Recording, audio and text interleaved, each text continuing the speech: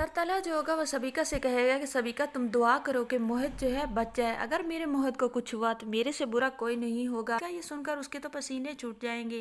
वो तो अब एक ही दुआ कर रही होगी कि अल्लाह करे मोहित ठीक हो जाए।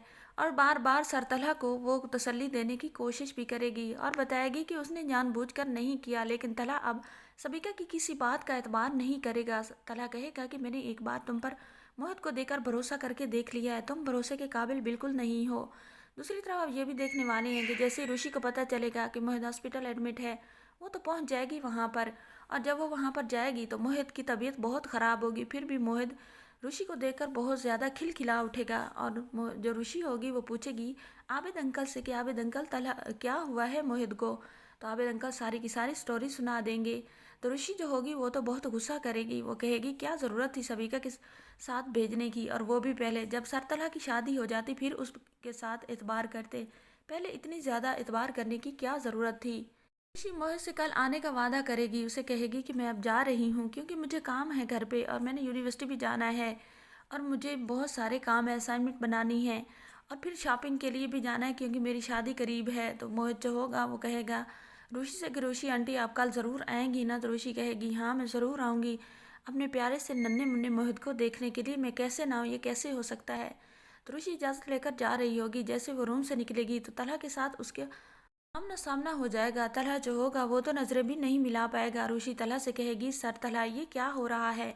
आप तो मुझे कह रहे थे कि आपसे और सबिका से बेहतर कोई मोहित का ख्याल नहीं रख सकता। तो ये फिर मैं क्या देख रही हूँ।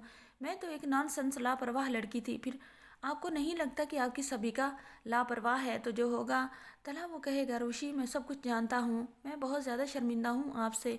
मुझे पता चल गया कि आपसे ज़्यादा कोई भी मोहित का ख्याल नहीं रख सकता। तो ऋषि जो होगी वो वहाँ से चली जाएगी।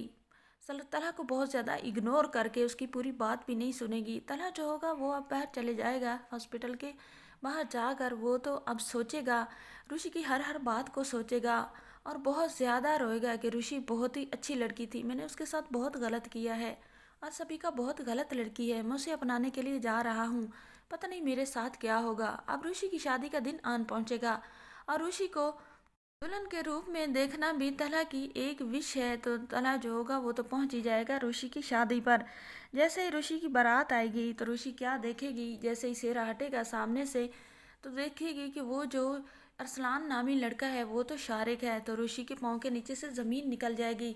ऋषि सबके सामने कह देगी कि वो इस लड़के से शादी नहीं करेगी, ये लड़का बहुत ज़्यादा फ्रॉडिया और बहुत ही गलत किस्म का लड़का है। तो ऋषि की फैमिली कहेगी कि इसीलिए तो हम कहते रहे थे कि तुम लड़के की तस्वीर देख लो, लेकिन उस वक्त तुमने देखना गवारा नहीं किया था, अब हम क्या कर सकते हैं। तो ऋषि साफ इनकार कर देगी। तो जब पता चलेगा शारिक को कि ऋषि ने इनकार कर दिया शादी से, तो वो तो सबके सामने ऋषि की वो पिक्स जो उसने एडिट करके रखी हुई हैं एडवांस, ऋषि को ब्लैकमेल करने के लिए वो पिक्स उठाकर दिखाएगा। तो तलहा जो होगा वो सारा का सारा इसको बेनकाब कर देगा और ये भी बताएगा कि किस तरह उसने शारिक के चुंगल से ऋषि को बचाया था। शारिक बहुत ही घटिया इंसान है और तलहा सबके सामने कहेगा कि ऋषि से निकाह मैं करूंगा। तलहा और ऋषि का निकाह हो जाएगा। नाजरीन आने वाली एपिसोड में आपको ये सब दिखाया जाएगा। चैनल पर न्यू वीडियो को लाइक शेयर, चैनल को सब्सक्राइब करें।